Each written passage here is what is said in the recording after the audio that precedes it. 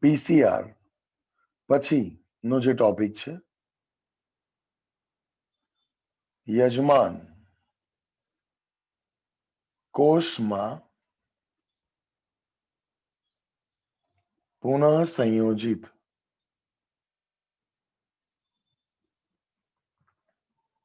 DNA નો પ્રવેશ. યજમાન કોષમાં પુનઃ સંયોજિત ડીએનએ નો પ્રવેશ. યજમાન કોષ અથવા તમારે ડાયરેક્ટ વનસ્પતિ કે પ્રાણી લખવું હોય તો પણ ચાલે. એટલે કે તમે એવું લખો યજમાન કોષ કે સજીવમાં પુનઃ સંયોજિત ડીએનએ નો પ્રવેશ. હવે આ શોર્ટ નોટ કેમ આપી છે મને જ નહીં ખબર. કેમ કે ઓલરેડી 2 શોર્ટ નોટ પહેલા આ જ વસ્તુ તમને કહી દીધું. કઈ રીતે સાંભળજો. વિડીયો ઓન બગા પ્લીઝ. વિડીયો ઓન બધાનો. નામ સાથે બોલવાનું ના હોય મારે. તો કઈ રીતે તો અમને એક જ વાક્યમાં સમજાવું. જો હમણાં તમને ખબર પડી જશે.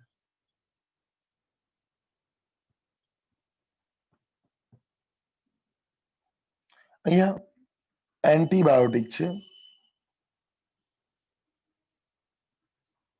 એમ્પિસિલિન. આ એમ્પિસિલિન એન્ટીબાયોટિક છે. ધ્યાનથી સાંભળજો. આ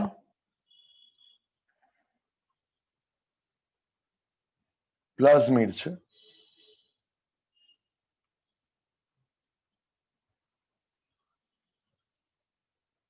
એમ્પાર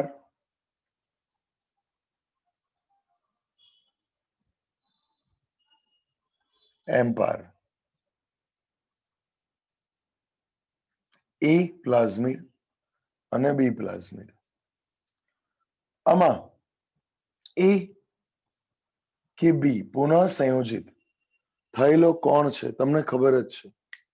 એ કે બી પુનઃ સંયોજિત કોણ છે? એ. બરાબર, સીધી વાત, નો બકવાસ. અંકિતા આમ કરે છે.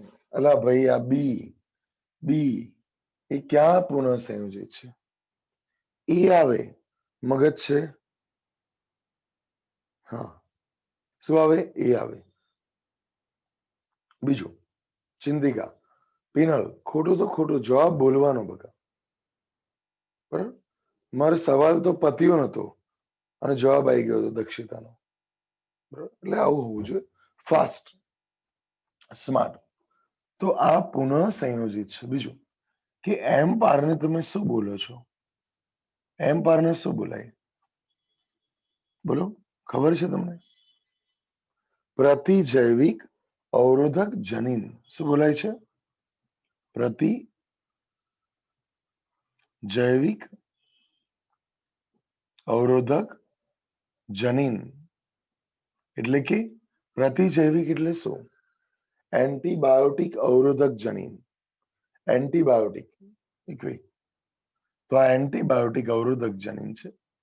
પ્રતિજૈવિકની જગ્યાએ તમે લખો એમ્પિસિલિન અવરોધક જનીન તો પણ ચાલે. તો અત્યારે આ ટોપિકમાં એવું જ કે છે હિના, ધ્યાન આપજો. આ ટોપિકમાં એવું જ કહેવા માંગે છે કે જે એમ પાર છે એ પુનઃ સંયોજિત થાય છે અને કેટલાકમાં નથી થતું.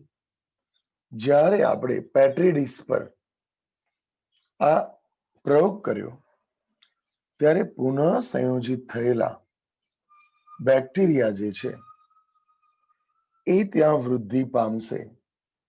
એટલે કે એમ પાર દ્વારા એમ્પિસિલિન દવા સામે લડત આપશે. પણ આ પ્લાઝમિડ ધરાવતા બેક્ટેરિયા કે જે એમ્પિસિલિન એન્ટીબાયોટિક સામે લડત આપી શકે નહીં. આમ આ બેક્ટેરિયા રાઈટ એની વૃદ્ધિ થશે નહીં. આમ એમ પાર પુનઃ સંયોજિત થયેલા પ્લાઝમિડ જે વૃદ્ધિ પામે છે અને બાકીના નથી પામતા. આમ અલગ તારવી શકાય છે. આમ એમ બાર પસંદગી કરે છે કે એ ની વૃદ્ધિ થશે અને બી ની વૃદ્ધિ અટકશે. આમ એમ પાર કે જે શું કહેવાય છે? પસંદગીમાન રેખક. પસંદગીમાન રેખક બોલાય છે. એમ પાર શું બોલાય? પસંદગીમાન રેખક. યાદ રાખજો. તો આ પ્રમાણે આટલું ક્લિયર રાખજો.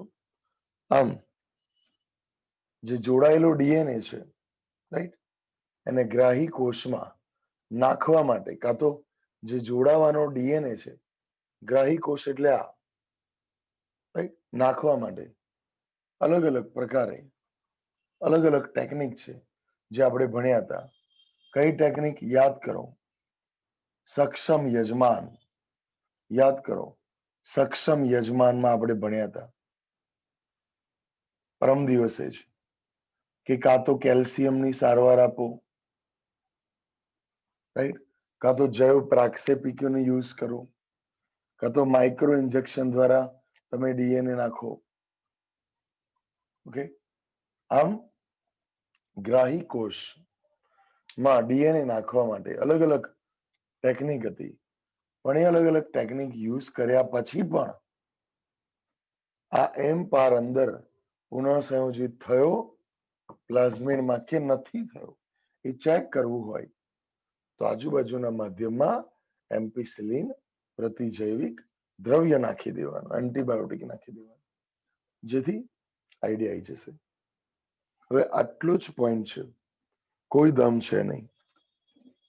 ઓકે. હવે એકવાર હવે રિપીટ કરવાની જરૂર નથી, ટાઈમ નહીં બગાડો. પેજ નંબર કયું છે કહો તો. બરાબર, પેજ નંબર 203 જુઓ.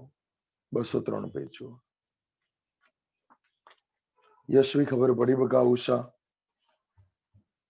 ઓકે. રોશની, તને? રોશની ડાટો માર્યો આજે? પ્રેઝન્ટ કે એબસેન્ટ? ઓકે, ચલો સ્ટાર્ટ. યજમાન કોષ કે રોશની મેસેજ ના આવ્યો.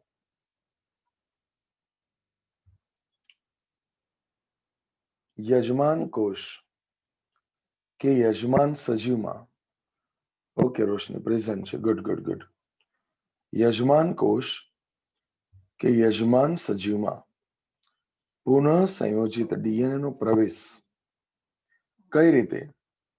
તો જોડાયેલા ડીએનએ ને ગ્રાહી કોષમાં પ્રવેશ કરાવવાની અનેક ક્રિયાવિધિ છે, જેમ કે માઇક્રો ઇન્જેક્શન, કેલ્શિયમ, બરફ પર રાખવું, 42 ડિગ્રી રાખવું, પાછો બરફ પર રાખવું. યાદ આવ્યું ને? આવું કહેશું. આ કાર્ય જ્યારે ગ્રાહી કોષ પોતાની ફરતે આવેલા ડીએનએ ને ધારણ કરવા માટે સક્ષમ થઈ જાય તે પછી તેને ગ્રહણ કરે છે. જો પુનઃ સંયોજિત ડીએનએ એટલે ગ્રહણ કર્યા પછી, આની વાત છે. એમ પારે ગ્રહણ કરી લીધું, એમ પારને બેક્ટેરિયાએ, પણ પછી આગળ દાખલ થયું છે, અહીંયા નથી થયું. માટે કે છે પુનઃ સંયોજિત ડીએનએ પ્રતિજૈવિક અવરોધક જનીન ધરાવતો હોય તેને ઈ કોલાઈ કોષમાં સ્થળાંતરિત કરાતા યજમાન કોષ એ એમ્પિસિલિન અવરોધક કોષમાં રૂપાંતર પામે છે. યજમાન કોષ એ એમ્પિસિલિન સામે ફાઇટ આપશે. હર્ષ સથવારા ખબર પડી? ઓકે. જયશ્રી સમજ પડી તમને? તર્જની? હા, પડવી જોઈએ ને તર્જની. ચલો ફરી આ લાઈન બોલું છું,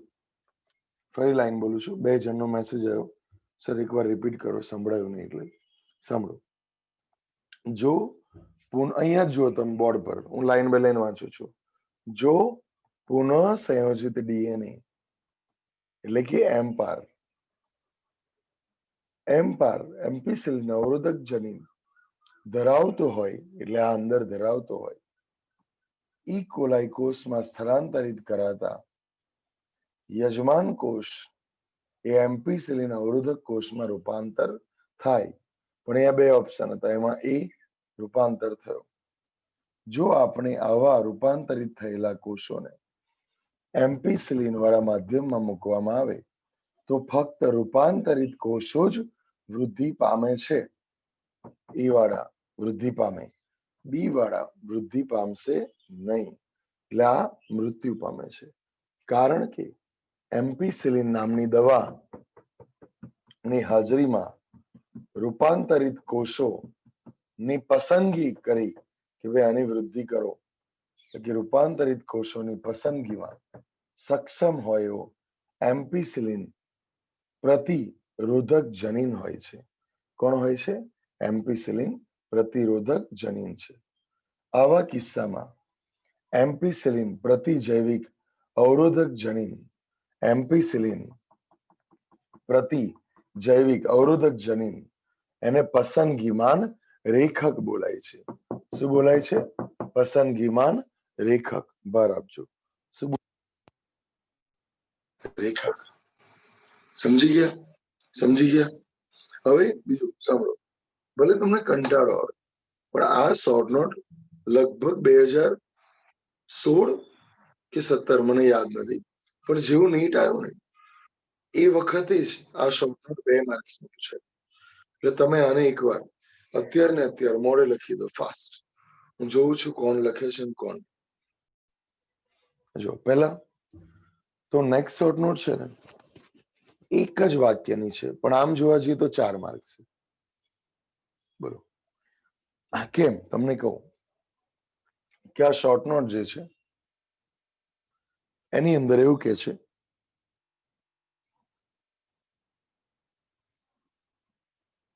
વિદેશી જનીન નીપજ મેળવવી. ફરી વિદેશી જનીન નીપજ મેળવવી. હવે આ શું કહેવા માંગે છે?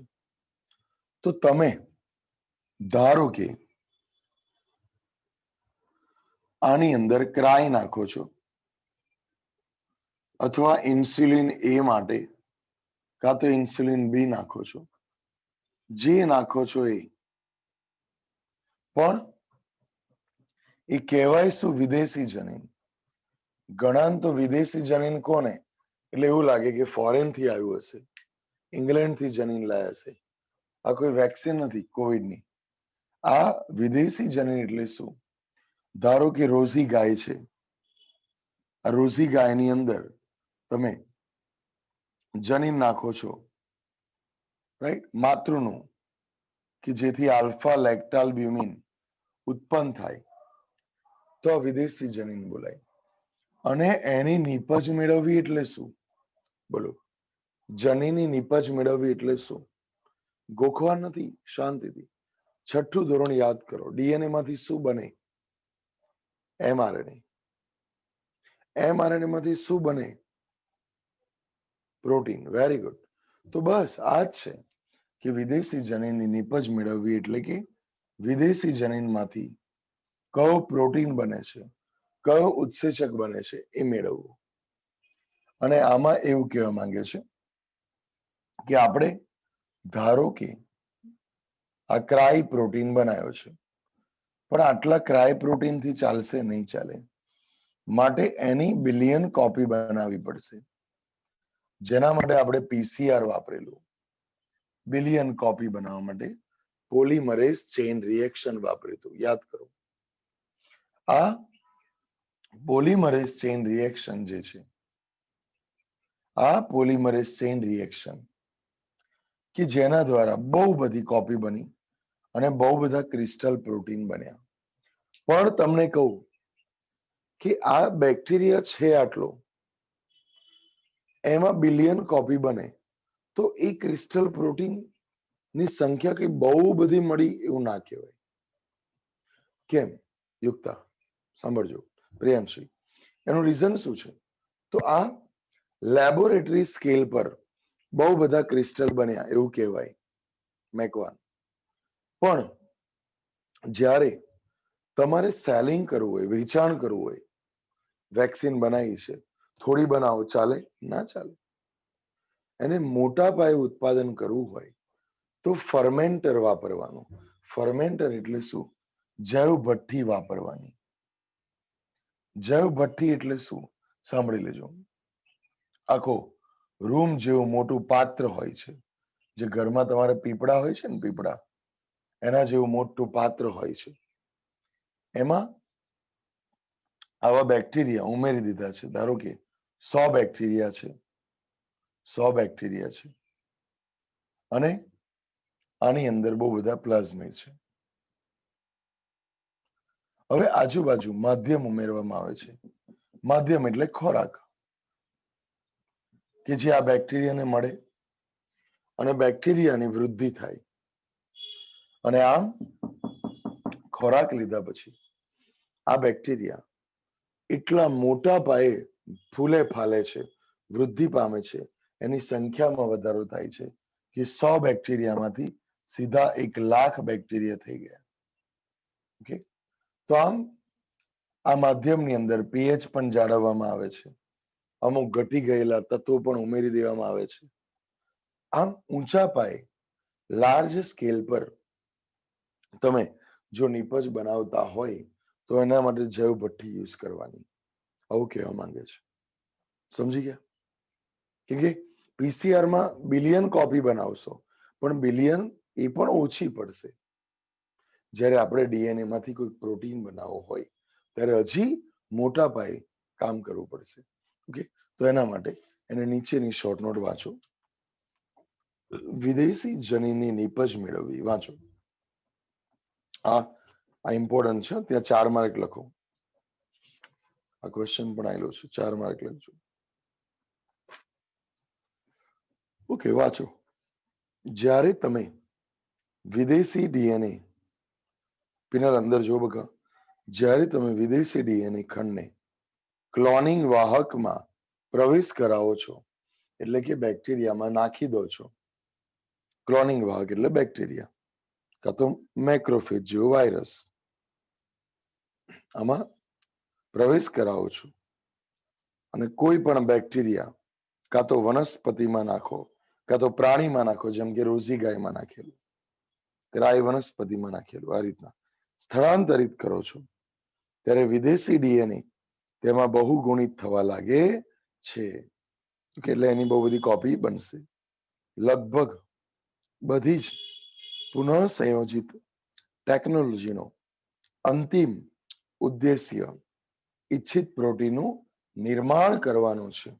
કોઈ પણ ડીએનએ તમે ઉમેરો, છેલ્લો ગોલ કયો કે પ્રોટીન બનવું જોઈએ. એકલું ક્રાય ઉમેરી દો શું કામ લાગે? ક્રિસ્ટલ બનવું જોઈએ. એટલા માટે પુનઃ સંયોજિત ડીએનએ અભિવ્યક્ત થવું જરૂરી છે. અભિવ્યક્ત થવું એટલે એમાંથી એમઆરએનએ બનવું જરૂરી છે અને એમઆરએનએ માંથી પ્રોટીન બનવું જરૂરી છે. ગુડ. વિદેશી જનીન ઇષ્ટતમ પરિસ્થિતિ જ અભિવ્યક્ત થાય. ઇષ્ટતમ પરિસ્થિતિ એટલે પીએચ પરફેક્ટ હોય, સોલ્ટ્સ કમ્પ્લીટ હોય, જોઈતા વૃદ્ધિકારક હોય. આમ વિદેશી જનીન ઈચ્છિત પરિસ્થિતિમાં જ અભિવ્યક્ત થાય છે. યજમાન કોષમાં વિદેશી જનીનોને અભિવ્યક્તિને સમજવા માટે ઘણી બધી ટેકનિકની બાબતોને ઊંડાણપૂર્વક જાણવી જરૂરી છે. આવું બધું તમારે નહીં લખવાનું, ઊંડાણપૂર્વક જાણવી જરૂરી છે. આખો પેરેગ્રાફ મોડે બોલી જાઓ. ચાલો ફાસ્ટ મોડે બોલી જાઓ પેરેગ્રાફ. પંચાલ માનસી ફટાફટ.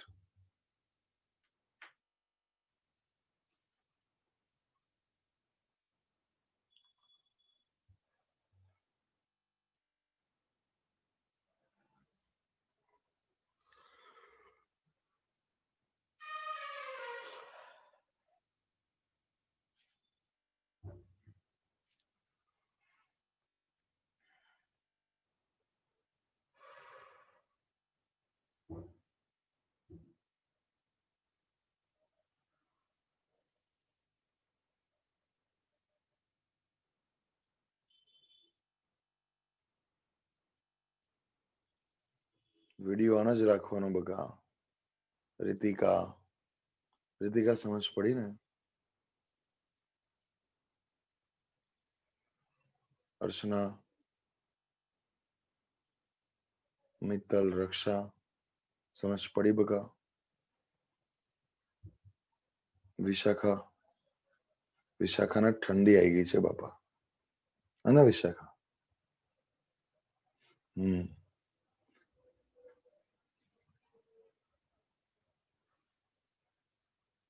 મેઘના બહુ લગ્નોમાં ફરે છે. પલક તે શું લખ્યું છે ટેસ્ટમાં યાર? ના ચાલે હો, બહુ બેડ. ના ચાલે, બહુ જ બેડ. આવું ના લખાય, થોડુંક પ્રોફેશનલ લખો. ઋત્વી સાયમાં સમજ પડી બગા ટોપિકમાં?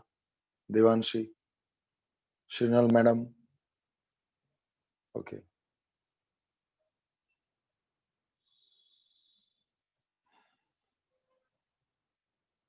વિશ્વના પપ્પા આયા તો ઓફિસ પર, મમ્મી પપ્પા. ચલો ડન. બોલાઈ ગયું, બોલાઈ ગયું. હવે વાંચ્યું છે મેં, જોયું કોઈ બોલ્યા નથી. ખાલી 5 જણ બોલ્યા. હવે મોડે બોલે. ચલો અંદર નહીં જવાનું, હવે નહીં ડિસ્ટર્બ કરો.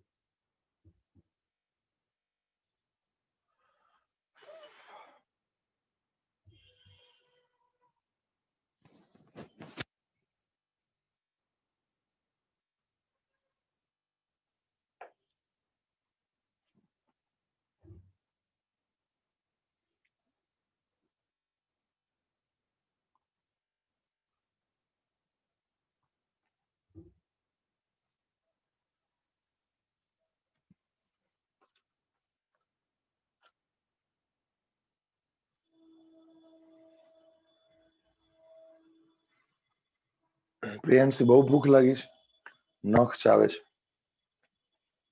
ચાલો સ્ટાર્ટ. આગળ વાંચો. કિંજલ, કિંજલ બીજો પેરેગ્રાફ બગા. કિંજલ મૂડ નથી? મૂડ છે ને કિંજલ? ઊંઘમાં લાગે છે? હા હા તને જ કહું છું. પિંક પિંક, હા તને જ. પટેલિયન નહીં કેતો. મૂડ ના હોય તો પ્રકાંડથી વાંચજો, વાંચજો. ઓકે ચલો વાંચો. ચાવડા, ઈચ્છિત જનીનને, હવે પાછું જેમ વાંચું ને એમ સીન બનાવવાનું, ક્રિએટ કરવાનું કે શું કહેવા માંગે છે. વિડીયો બનાવો. ઈચ્છિત જનીનને ક્લોન કરીને, ક્લોન એટલે એમાં મિક્સ કરીને, એની કોપી કરીને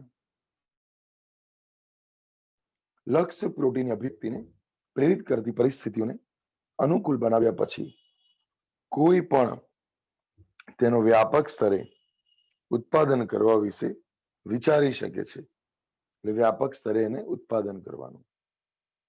શું તમે કારણ વિચારી શકો છો? મોટા પાયે ઉત્પાદનની શું આવશ્યકતા છે? હા, કારણ ખબર જ છે. બરાબર, કારણ ખબર જ છે કે મોટા પાયે જરૂર પડશે. જયપાલ, નિધિની જેમ ભણજે હો. ચલો આગળ જો. જો કોઈ પ્રોટીન સંકેતન જનીન કોઈક વિષમ જાત યજમાનમાં અભિવ્યક્ત થાય તો તેને પુનઃ સંયોજિત પ્રોટીન કહેવાય. આ શું કહેવા માંગે છે? યુક્તા, યુક્તા રિફ્લેક્શનમાં આંખો ખુલ્લી છે કે બંધ છે? હા ખુલ્લી છે. ઓકે. આ શું કહેવા માંગે છે? યશવી, આમ નહીં, આમ પેશનથી બેસ.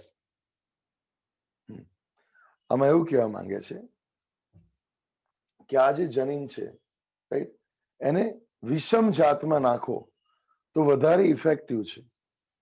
જેમ કે બેક્ટેરિયામાંથી વનસ્પતિમાં નાખ્યું ગ્રાય, ઇન્સ્યુલિન નાખ્યું, પછી માતૃમાંથી નાખ્યું ગાયમાં, શું? આલ્ફા લેક્ટાલ્બ્યુમિન. બરાબર. તો ફરી વાંચો આ લાઈન, ફરી વાંચો. જો કોઈ પ્રોટીન સંકેતન, પ્રોટીનની વાત નથી, પ્રોટીન બનાવવા માટેનું જનીન સંકેતન કોઈક વિષમજાત યજમાનમાં અભિવ્યક્ત થાય તો તેને બોલાય છે પુનઃ સંયોજિત પ્રોટીન. ઓકે, યાદ રાખજો. પછી કે છે લાભદાયી ક્લોનિંગ જનીન, જેમ કે ક્રાય ને આશ્રય આપતા કોષને નાના પાયે પ્રયોગશાળામાં ઉછેરવામાં આવે છે. આ પીસીઆર ને બધું ઇન વિટ્રો છે. કાલે જ જોયું હતું આપણે ઇન વિટ્રો. તો ઇન વિટ્રો એ શું છે? લેબોરેટરીમાં ઈચ્છિત પ્રોટીનના નિષ્કર્ષણ માટે સંવર્ધન માધ્યમનો ઉપયોગ કરી શકાય છે અને પછી જુદી જુદી અલગીકરણ પદ્ધતિનો ઉપયોગ કરી તેનું શુદ્ધિકરણ કરવામાં આવે છે. રાઈટ? અલગ અલગ કરવાનું અને શુદ્ધ કરવાની. પછી કહેવા માંગે છે, પછી આ વાળો પેરેગ્રાફ આવશે. પૂજા આંખો ના દબાવશો, ઊંઘ આવી જશે. આ વાળો પેરેગ્રાફ કયો કેમી? કે હવે એને કોષની સંખ્યા વધે એ માટે ફર્મેન્ટર યુઝ કરવાનું. બાયો ફર્મેન્ટર, જૈવ ભઠ્ઠી, બાયો રિએક્ટર પણ બોલાય છે. તો વાંચો. કોષને સતત સંવર્ધન તંત્રમાં ગુણિત કરી શકાય. ગુણિત એટલે સંખ્યા વધારી શકાય. બરાબર? વિશાખા વિડીયો ઓન. સંખ્યા વધારી શકાય. આમાં જેમાં વપરાયેલા માધ્યમને એક બાજુથી બહાર કાઢવાનું અને બીજી બાજુથી તાજું માધ્યમ ભરવાનું. લેક્ટોઝ જેવી શર્કરા હોય કે કોઈ પણ, જેથી કોષો પોતાની દેહધાર્મિક રીતે સક્રિય સ્વરૂપે ઝડપી વિસ્તારિત વૃદ્ધિ પામી શકે. આ સંવર્ધન પદ્ધતિ મોટા પાયે જૈવ ભારના ઉત્પાદન તથા ઈચ્છિત પ્રોટીનના વધુ ઉત્પાદન માટે થાય છે. જૈવ ભાર એટલે કોઈ પણ એન્ટીબાયોટિક એ જૈવ ભાર છે. રાઈટ? ક્રિસ્ટલ એ પ્રોટીન છે. આલ્ફા લેક્ટાલ્બ્યુમિન પ્રોટીન છે.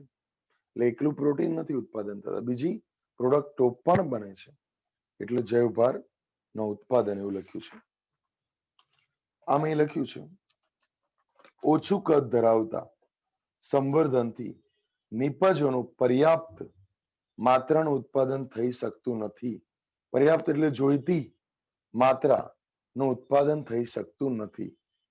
તેના વ્યાપક સ્તરે ઉત્પાદન માટે જૈવ ભઠ્ઠીનો ઉપયોગ થાય છે. જૈવ ભઠ્ઠી એટલે બાયોરિએક્ટર, જેમાં સંવર્ધનો મોટી માત્રામાં એટલે 100 થી 1000 લીટરનો ઉપયોગ કરી શકાય છે. ઓકે, આટલું એકવાર વાંચી જાઓ. ચલો ફાસ્ટ. આગલો પેરેગ્રાફ, આગલા ત્રણેય પેરેગ્રાફ અને આ 3 લાઈન ફટાફટ વાંચીને મોઢે બોલી જવાનું. જલ્દી સ્ટાર્ટ. ધ્રુવિતા ફાવે છે ને બકા? વ્યોમાં ફેસ દેખાય એમ બેસો. હું તો પંખાને ભણાવતો એવું લાગે છે.